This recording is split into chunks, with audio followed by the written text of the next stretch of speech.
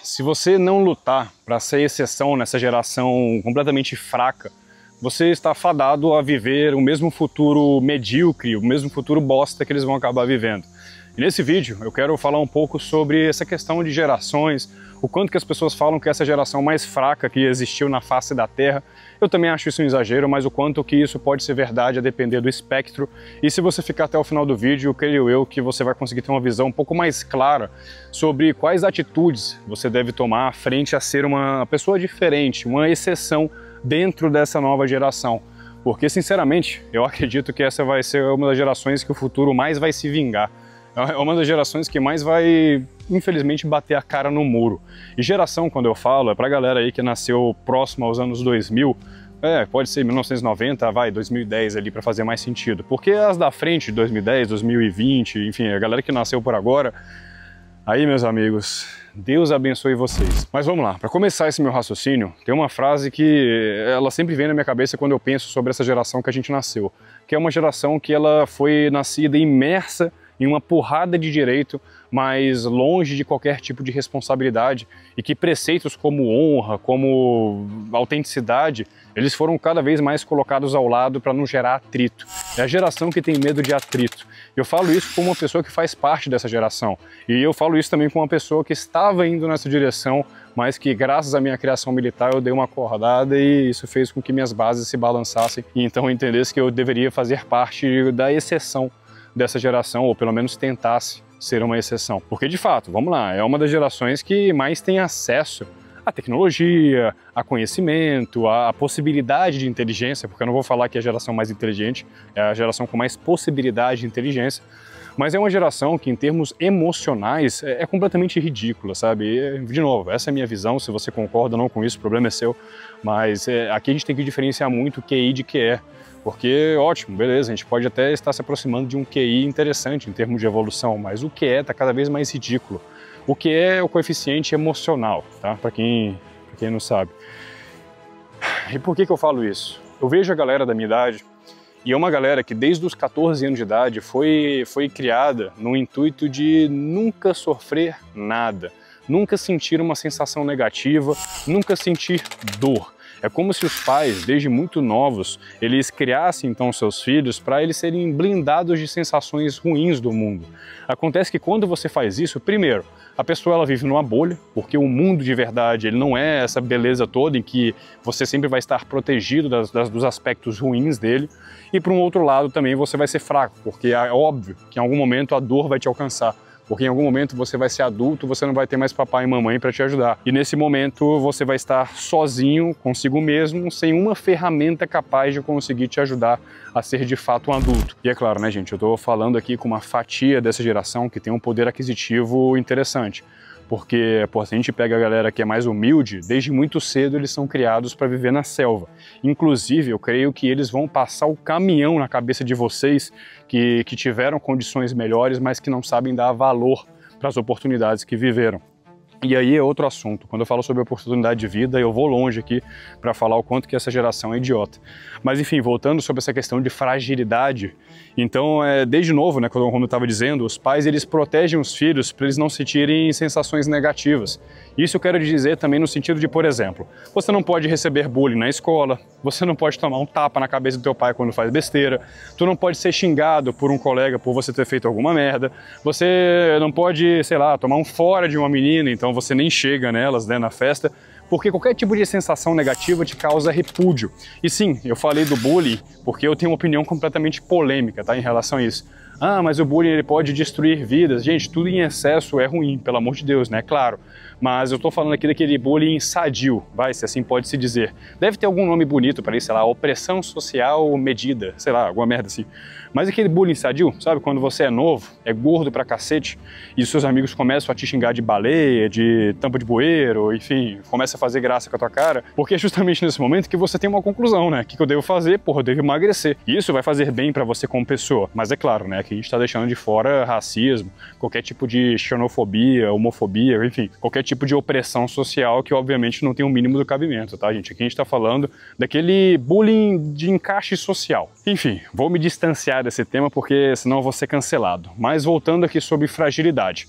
Então começa desde cedo, né? Seus pais ali te blindando sobre tudo isso, né, que você pode ou não pode acabar sentindo na sua vida, até que você chega na fase adulta. E o mercado de trabalho atual, ele é ridículo, viu? Sinceramente, ao meu ver, é um negócio devastador. Principalmente por conta dos impactos aí da geração woke. E sim, aqui eu vou ter que ser um pouco mais conservador na minha opinião, um pouco mais de direita aqui nessa minha reflexão. E não por conta dos ideais em si, tá? Que a geração woke defende, que o pessoal mais de esquerda defende. Isso aí, para mim, inclusive, tem muita pauta bacana, tá? O pessoal de esquerda tende a ser mais humanizado, tende a ser pessoas que realmente dão valor para a alma humana, para o ser humano como um todo. Mas uma coisa, um aspecto da geração woke no mercado de trabalho que realmente me incomoda é essa questão de que todos têm um espaço. Todos devem ter a oportunidade de falar, devem ter a oportunidade de serem visíveis dentro do meio corporativo. Sendo que, gente, pelo amor de Deus, tem gente que nasce idiota, tem gente que nasce burra, tem gente que naturalmente é mais atrasadinha intelectualmente do que os outros. E se você corre esse risco de todos terem a mesma voz, vira essas empresas que hoje em dia estão demitindo mais de 2/3 de todo o seu quórum aí por serem funcionários completamente ineficientes, entende? E se a gente olha a geração dos nossos pais, tá? Enfim, vou parar de falar um pouco sobre a nossa geração.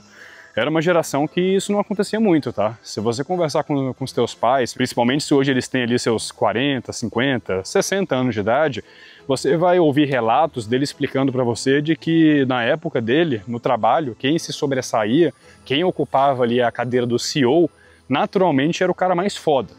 Entende? Ou o cara que saiu arrancando todo mundo da frente dele até ele sentar lá. E naturalmente, um cara que teve todo esse processo para conseguir ocupar aquele cargo, ele vai direcionar essa empresa para um lado melhor.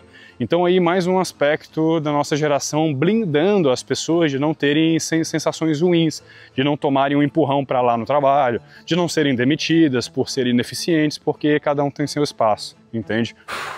Mas enfim, qual que é a conclusão de tudo isso que eu quero passar para vocês? Busque a dor.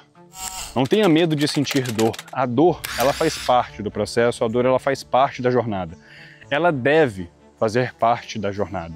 O seu corpo, por exemplo, você não sente dor quando você está crescendo? Não existe a dor do crescimento? Quando você vai para a academia, você não sente dor?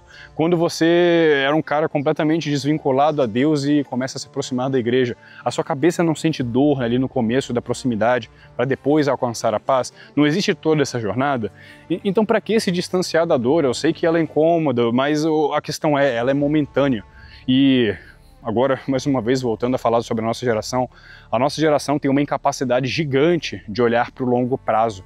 Parece que as pessoas da nossa idade não sabem olhar a relação entre causa e consequência, e elas apenas conseguem olhar para o curto prazo, entende? E é claro, se você só olha para o curto prazo, o que você vai buscar? Você vai buscar prazeres momentâneos e você vai se afastar da dor, porque você não consegue ver sentido. Ela tá aí que é o ponto, aí que é o X da questão. Então a reflexão que eu trago para vocês é quais são as dores que você vem evitado na sua vida e que na verdade elas fazem parte, ou na verdade elas deveriam fazer parte do seu crescimento e você está se distanciando dela. É aquela especialização dentro do seu trabalho que você vem postergando porque ela vai te trazer a dor ali de ter que ficar parado, estudando. É aquela pessoa que você quer muito se aproximar, aquela menina dos seus sonhos, mas que você não quer abordar ela porque você pode tomar um fora, isso pode machucar o seu coraçãozinho individualista e egocêntrico porque isso vai provar que você não é tão foda. Ou, por exemplo, aquela necessidade sua de se aproximar de Deus, mas você vai ter a dor de todo domingo ter que ir para a igreja, ou enfim, dependendo da sua religião, você ter que praticar certo tipo de tradição, né, dessa religião. Enfim, quais são as dores que você vem postergando? E por fim, torne-se a exceção, tá? Torne-se a exceção. É isso que eu ouço desde muito cedo na minha criação e eu dou graças a Deus a isso. Desde muito novo eu tenho a cabeça apontada para querer ser a exceção de tudo que eu faço. Inclusive tem uma frase que para mim é um parâmetro de sucesso, sempre foi. Quando eu paro de escutar a frase, nossa, você é muito novo para fazer isso, quer dizer que eu estou fracassando. E eu sou um cara extremamente exigente comigo mesmo em termos de produtividade. Então eu sempre tive o parâmetro de ser o melhor, de tentar sempre chegar em primeiro lugar.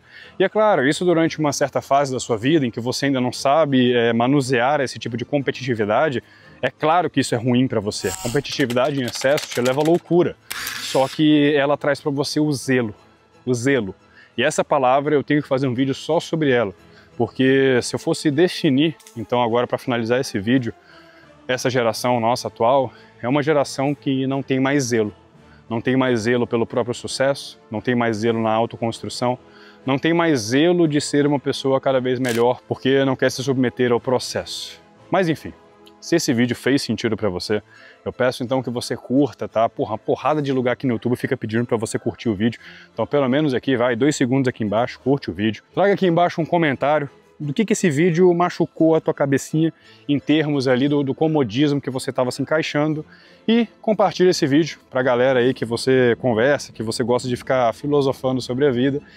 No mais é isso, e até a próxima.